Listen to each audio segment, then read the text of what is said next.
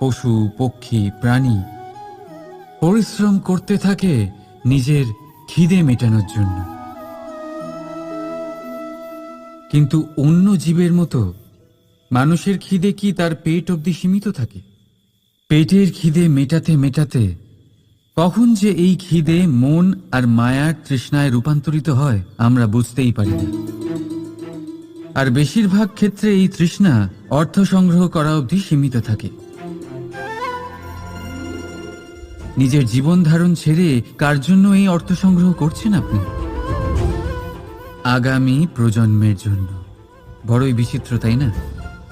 নিজের জীবন ধারণ ছেড়ে অর্থ সংগ্রহ করতে করতে নিজের জীবনের সুখ বিসর্জন দিচ্ছেন, আর আগামী প্রজন্মকে কাজ করার থেকেও আটকাচ্ছেন। পুত্র যখন কুপুত্র তখন কেন অর্থ সঞ্চয়? পুত্র যখন